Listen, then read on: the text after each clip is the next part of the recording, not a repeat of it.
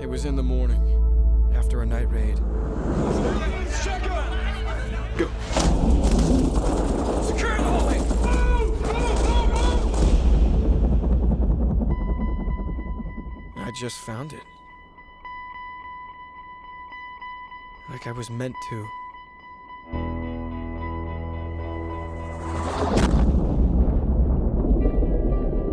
I need some tips. Okay. If I ever find myself in a slow motion shower makeout scene, can you give me some tips on how to look cool doing it? Like, how do I look cool and and pull it off? I want to look good. First step, get an awesome girl. Okay. Okay, that's the first step. That might be the key. That's the key. To this shower scene, All right. the right person. Good. Make sure the water's warm. Okay. Yeah, that's another really Okay. good one. Yeah, we right. had That's the. really good. That took a little while. Yeah, it was a little chilly at first. And then go in fully clothed. Yeah. Yes. That's how I take all my showers. Got yourself a guardian angel. Things like this don't just happen. I say you owe her. I promised myself that if I made it out, I would find that girl and thank her for saving my life. What brings you to Hampton? It's kind of a long story. There's a man here who came to apply for the job, and I can't get rid of him. How'd you get him to leave? I gave him the job. So I love the whole idea of like one moment and one small thing affecting everything down the line in your life. And I wanted to ask you, as actors, what was that small moment or that small object or anything that you think led you to where you are right now? For me, it had to be my first play. It had to be probably that first audition that got me the very first part I ever played on stage. I was like 12 or 13 when I did it, but it was literally the scariest moment of my life. And when I moved past it and I succeeded and I got that part, I realized I found something that I had to do for the rest of my life. That was a moment I'll never forget. And it's because you were scared of it, and that's kind of like why you went into it. Yeah, I'd overcome my fear, you know what I mean? And I found something that I really was good at. And what about you? Was there a moment like that for you? Yeah. The shower scene. The shower scene. The shower scene. Changed my life. That's why I'm here. Yes. And thank you. That's what made it work for me. That was the moment. That's why I'm here. That's why I woke up this morning, because we did the shower scene together. Right.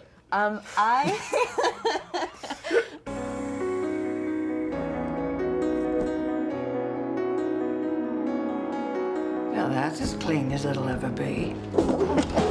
Night all. Do you like jambalaya? Ben, I'm sure that Logan already has plans. I can't remember the last time I had a plan. It's just a casual beer between coworkers. It's not a date. Now, I love to see when you're with Blythe and you're in the car and you're driving, you're talking about like how much you care for him, but you're saying it's not going to work out. It's all going to go downhill. Yeah. And she gives you that line, yeah, you're going to end up dead and alone, all this stuff. Yeah. We always find ourselves embracing that negativity. Why do you think we do that as human beings, and how do we push forward and kind of like get away from that negativity and focus on the moment you're in currently? How do you do this? I'm still figuring that out. Yeah, that's a good question. Man, if I had the answer to that. Yeah, I know, we wouldn't be sitting here talking. Yeah. This would be like a different, wow, that's a big one. Yeah. It's something I always yeah. focus on the negative is. Absolutely. I think that there's something to be said for continuing to bring yourself back to where you are right now, and then kind of letting go.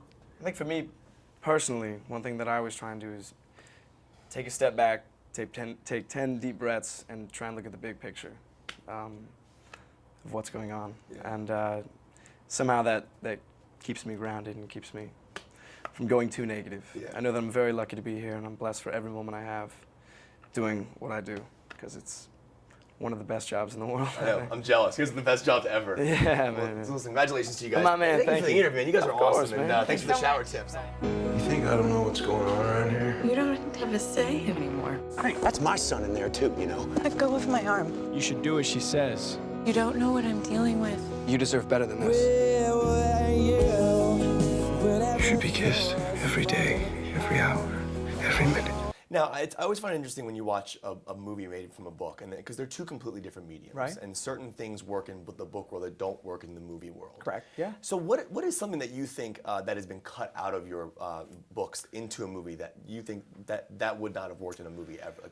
What doesn't work in a film is introspection. You can't film someone thinking. And so what you have is, if you have someone who's really struggling, for instance, and we'll take this film for an example, I'm able to really cover through introspection what Logan is going through, the reason behind, the PTSD essentially that he's going through.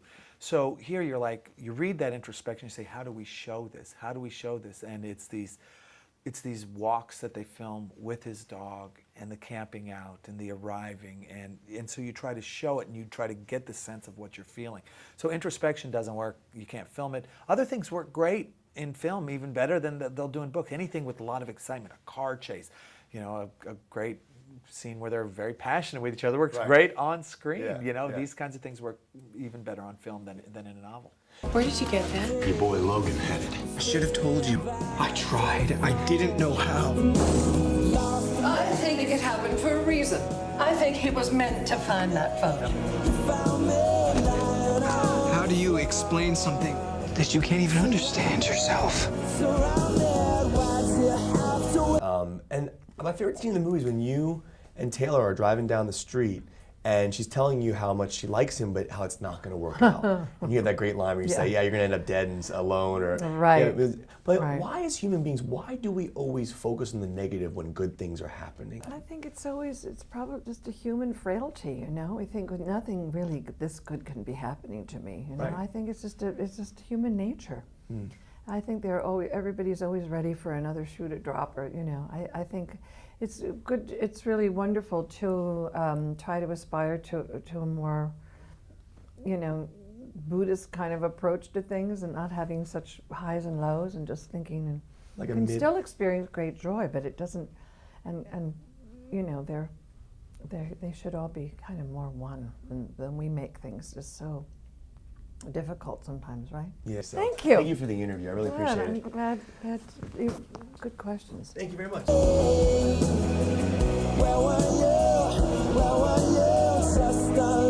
Why did you come here? To find you.